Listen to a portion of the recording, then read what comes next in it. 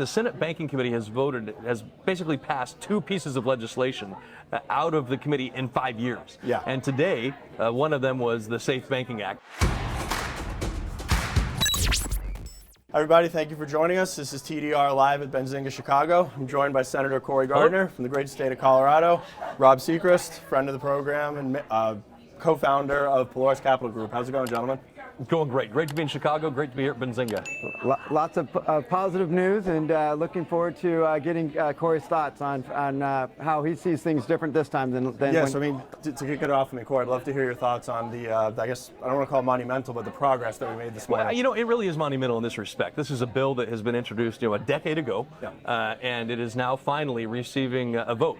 It's this. I mentioned this earlier today, so comments I made here at Benzinga, that the Senate Banking Committee has basically passed two pieces of legislation out of the committee in 5 years. Yeah. And today, one of them was the Safe Banking Act. And so I think it is a big deal. This is something that's needed to be, it's common sense. Republican Democrats support it. It's exciting to see it finally moving. Do you think it could hit any roadblocks? Absolutely. Absolutely. And if so, I mean, what? Yeah, I mean, there's all kinds of roadblocks. And that's why I think the important message is, yes, it's out of committee, but is the work done? Absolutely not. I mean, just a few roadblocks. We need 60 votes. We have it. What if we lose one? What if we lose two? What if, I mean, there were several members in committee today that had COVID, or at least one that had COVID. One was out for other reasons.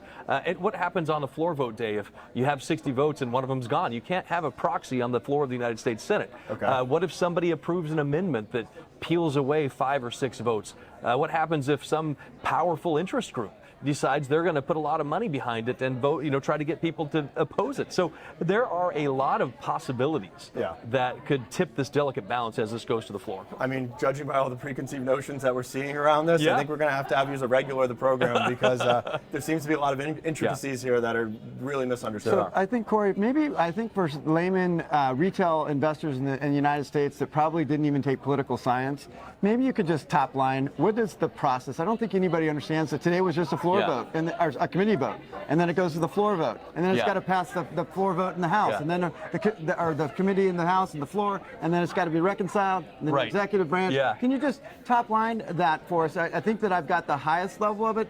Where can it break down there? Because I think process matters. Well, and that's a really important point too, because even though I say we have a lot that could go wrong, a lot has gone right to get it to today, even though it's taken a very long time, and that's why this has momentum. That's why you can honestly say that there is light at the end of the tunnel for this bill, and the first time in a very long time. But to get there, it goes from the Senate committee now to the floor. Senator Schumer has to find floor time for it for a standalone vote, or which will require 60 votes, not just 51, because there will be a filibuster against it, so they have to overcome that objection. Then if they don't get a standalone vote, they'll have to include it, wrap it up into another piece of legislation to get that bill out of that way. Then it goes over to the House. Once it's in the House, it doesn't just go to the floor, it has to go to a committee. That committee will have to have a hearing on it. Then they'll have to have a markup on it. Then it'll have to go to the Rules Committee. And depending on the House, they might bifurcate the bill, send it to a couple different committees, and then bring it back together.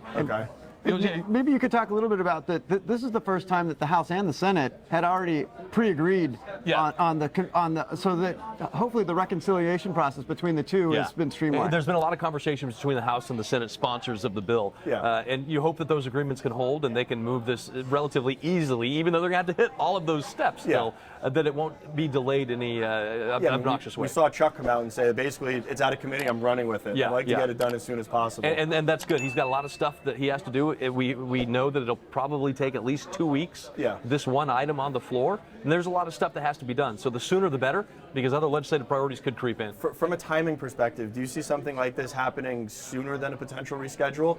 Or it's kind of like up in the air, which could hold precedent? I do, and it's interesting because rescheduling could actually delay the bill, which is a political reality that I think we haven't talked about it too much, but I think there are some who might see rescheduling as an end run around Congress. Congress may decide, you know what, I was supporting this, but I'm not now because I see this as a political go-around. I think Cynthia Loomis and Steve Daines, one of the sponsors of the bill, have introduced legislation that say you can't reschedule without congressional approval. So, again, this is a very delicate walk. It's exciting. There's optimism ahead, but it is very delicate. Yeah, it seems like cannabis has the political will behind Certainly does. it. That's right. But it seems like this is a very intricate process, and there's a lot of external forces. Yeah, I mean, coming in on it. And back to the process, with the continuing resolution potentially in the budget shutdown, does Congress still work through that? And if there are bills being passed when there is no budget, or is everything shut down on the congressional? Yeah, I mean, the reality is you could move other things during a government shutdown if you wanted to, but it would be politically tone deaf and ridiculous to move anything but a focus on ending the budget impasse. Yeah, I didn't even think of that, but that's probably. And so if there is, and this is another delay, right? So if there is a government shutdown, if it lasts over the weekend or 30 days, this bill won't move on the floor. Correct. I mean, do you think, I mean, a lot of people are wondering why cannabis is front and center right now. I mean, from the Biden administration to the House and the Senate, it seems like everyone's talking about cannabis and wants to pull at like the heartstrings of like the constituency behind cannabis. Do you think this has a lot to do with like 2024, with getting a younger base out?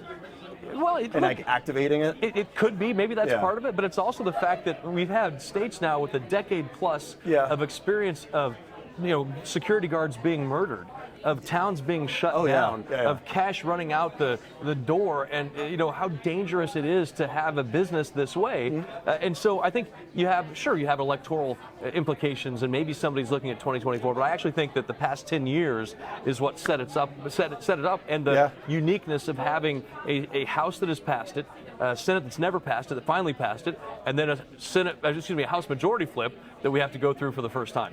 And Senator, wasn't it you? I think it was you that told me that cannabis is a non-voter issue, meaning that both parties support it. So you're not winning anymore. You're not picking up on the margins. So it's a non-voter issue, is what I think the This is not something that Republicans do to champion Republican voters and Democrats do to champion Democrat voters. It is something that both parties have a reason to get behind. Well, I mean, we look forward to getting this through. I mean, thank you guys very much for your time. Thanks for having me. Senator Cory Gardner, Rob Sechrist, everybody, thank you. We'll be in touch. What's up, everyone? So what'd you think of the interview? Are there any more questions you want us to ask that you want to learn more of? Then leave a comment below and let us know what you think. As usual, share this video with your network, smash that like button, and most importantly, subscribe to our channel, because we would not be here without you. Thanks for watching, everyone.